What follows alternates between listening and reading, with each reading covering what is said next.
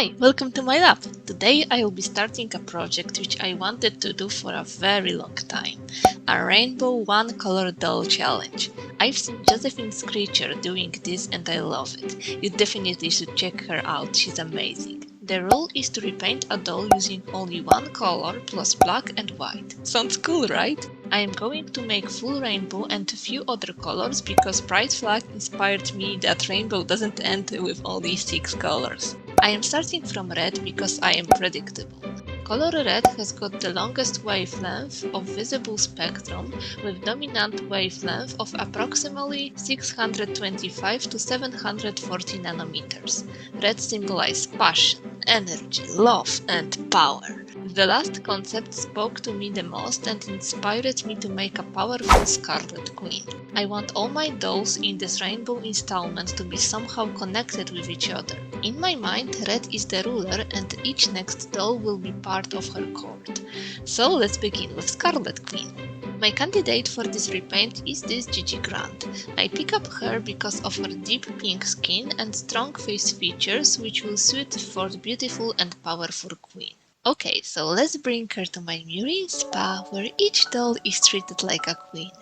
Here in Murine Spa we are going for highest standards in doll care. We are starting from our top-rated bolt cut, followed by gentle decapitation.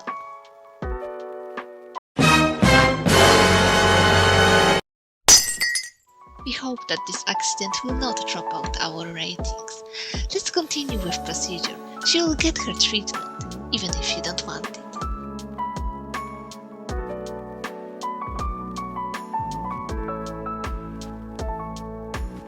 After trepanation of skull, remaining neck and brain was successfully extracted and she was ready for our special acetone face mask. And new in our portfolio, super glue sutures.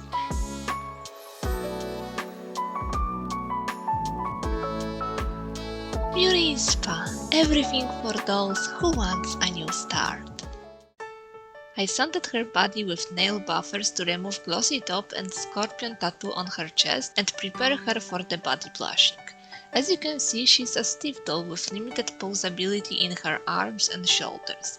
I thought about modifying her shoulders following delightful method, but first, I still remember that I almost lost my eye trying to do such thing on my reverse mermaid repaint, and second, I realized that she don't need to be very posable. She's the queen and she have got her court to serve her. Her limited movement makes her more distinguished and royal, so she'll stay like this. Okay, now it's time for the part which I was the most excited of, the outfit. First, I prepared the pattern for the bodies using tape method.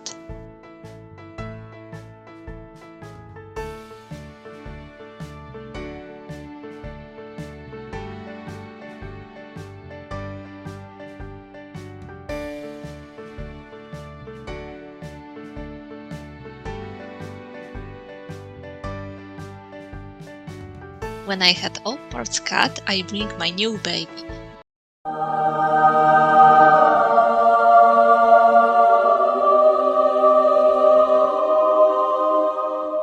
Yes, your lab mouse finally decided for the upgrade. Let's see how it works. First, I want to do few decorative stitches to the front part of the bodies. Oh, I'm so excited for the first machine stitch!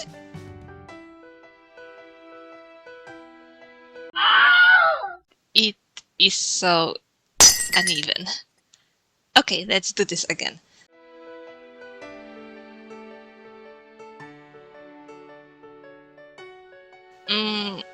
Better.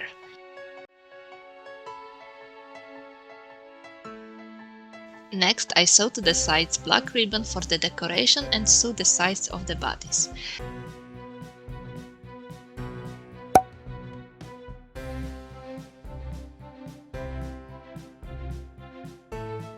For the puffy sleeves, I did running stitch on the both sides of the long rectangle, pulled it together and sewed to the bodies. I am still sewing a lot of stuff by hand because I have more control by that. Anyway, everything sewn in red are by hand, black by machine. I add long sleeves and closed everything to the sides.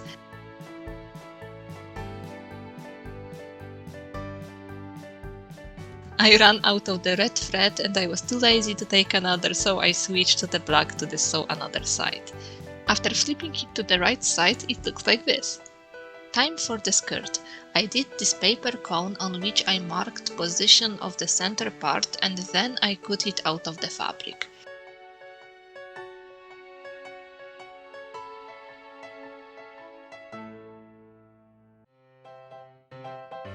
As for the bodice, I sewed to the sides black ribbon and then sewed the velvet part, first on the one side then another.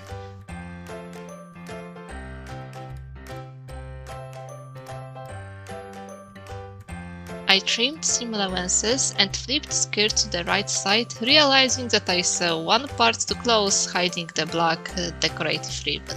Yay! I corrected it off cam. Off camera, I sewed the bodice to the doll body and then added the skirt. Normally I am not doing such thing because making removable clothing is more challenging, plus I like to make the final assembly montage on the end of my videos. But since I cannot remove her hands, dressing and undressing her is real pain in the butt, so I decided to make her clothes permanent. And since she'll stay in her gown for the rest of her life, I decided to make it as beautiful as I can.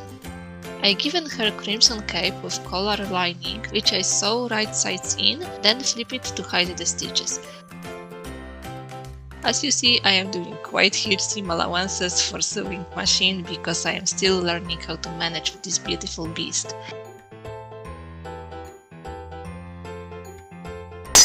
And even with that I missed. I love silk.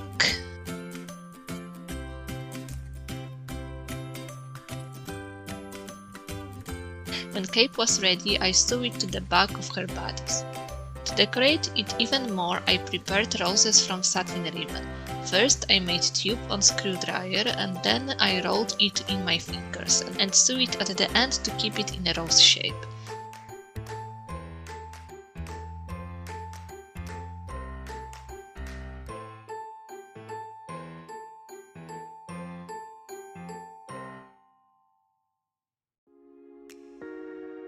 Then I just sew it to the cape.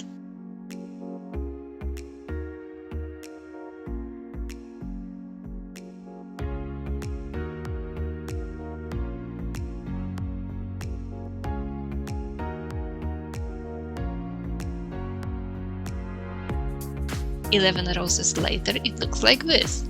I still wanted to make some more in her outfit, so I glued few rhinestones with Mod Podge. At least I wanted to glue them, but it turned out that Mod Podge didn't want it to stick to the velvet at all. Off camera I tried also with hot glue, but it didn't work too. I ended up with super glue because it keeps them in place, although it is not the most elegant solution. Glue leaks to the lining and dulls the rhinestones.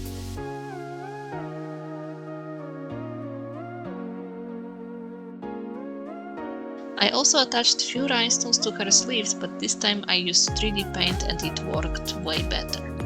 For her shoes I took these, which belonged to I believe Cleo the Nile, and painted them red and black. Black really saves my butt in this repaint. Of course she needs some red nails and jewelry, and this is all for her body.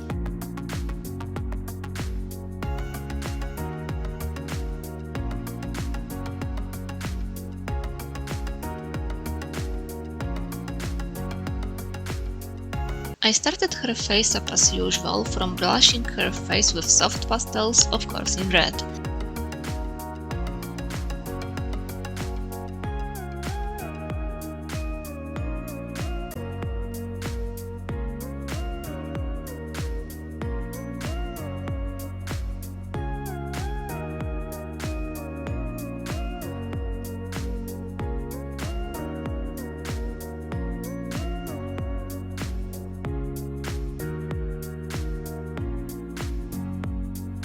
After sealing it with DuraClear Ultra Matte Varnish, I sketched her eyes and brows. I darkened her eyelids to give her strong eye makeup.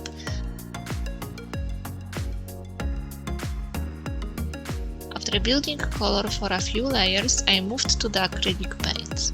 I started from filling her scleras with white airbrush paint. Then I shaded her eyeballs with grey paint. Next, I framed her eyes with red waterline and painted her eyes. You never guess, I give her red eyes. Spoiler alert, her lips will be also red.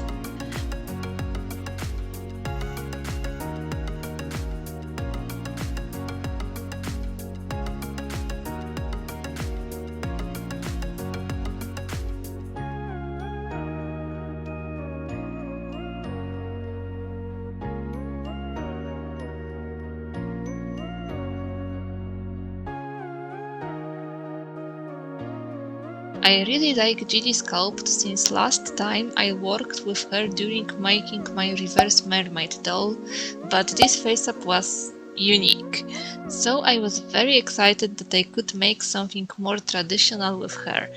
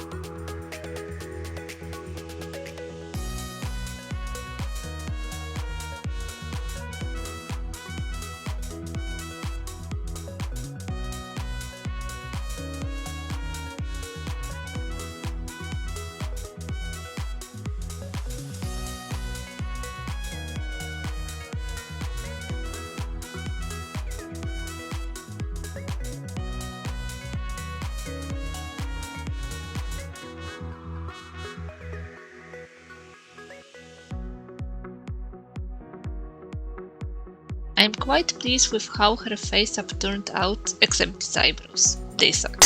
But I could give her smaller eyes.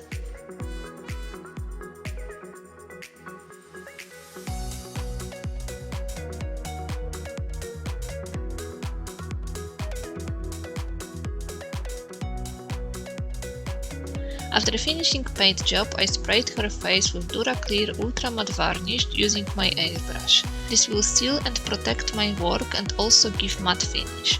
My paint has got glossy finish and it doesn't look good on the face up, especially on the eyebrows. Plus, matte finish hides some of the paint strokes. For her head, I have got this saran hair in wefts which I wanted to use for moths. Color matches just perfectly with velvet which I used for her dress. I glued them directly to her head with hot glue starting from the bangs. I was cutting the bangs right after gluing each weft, but it was a mistake and soon you'll see why.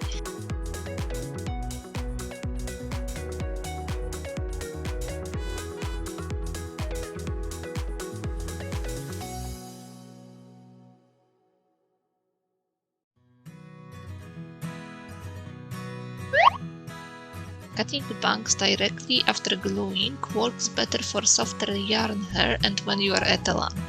I was setting them down gently with hair straightener and it kinda worked, but it would be way easier if I straighten fringe first, then cut it to the proper length. After finishing with bangs, I glued the rest of the wefts to back of her head starting from the bottom and ended up with this.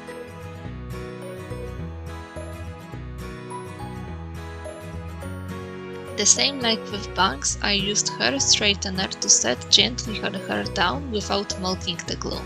And now it is time for styling. I was going for Beatrice/Saber/Elsa-like hairstyle for her, but it turned out that these hair are nearly impossible to style in this way. Possibly it would be easier if I root her, but I already have her like this, so I need to deal with it.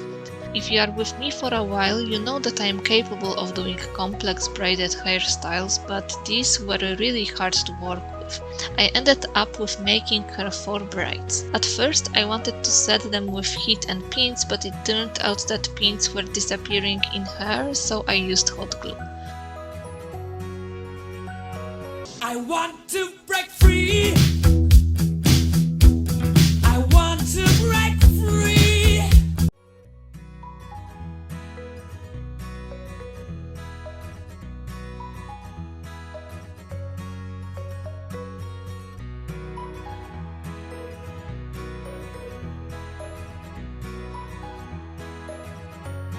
Now I just need to do the same with other two, and that's it.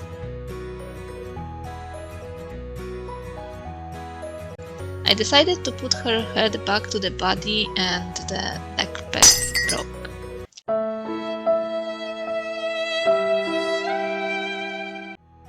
I tried to glue it back and hit her neck hole with hot glue gun, but it still didn't work. Off camera, I put her head back without gluing broken neck peg, and it worked. It turned out that Steve dolls doesn't need long neck pegs since their heads are not moving up and down. She's a queen, so she needs a crown. It will also hide these nasty wefts, and I covered her head with plastic wrap, secured it with pins, and sculpted on it crown using Apoxie Sculpt.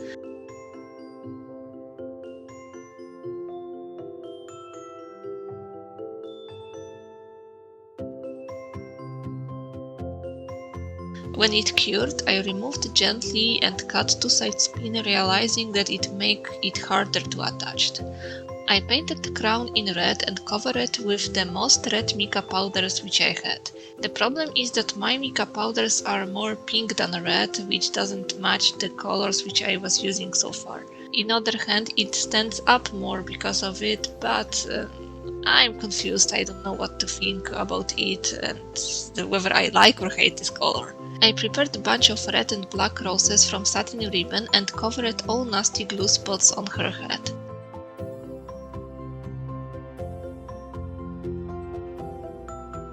After adding gloss to her eyes and lips and gluing face lashes, she's finally complete. Here is my majestic Scarlet queen. What do you think about her? I love her dress, I had so much fun doing it. Also, her hair turned out nice considering how hard to style they were. I am also glad that her bangs covered these terrible eyebrows. I very enjoyed work on her and I can't wait to do more dolls in this monochromatic collection.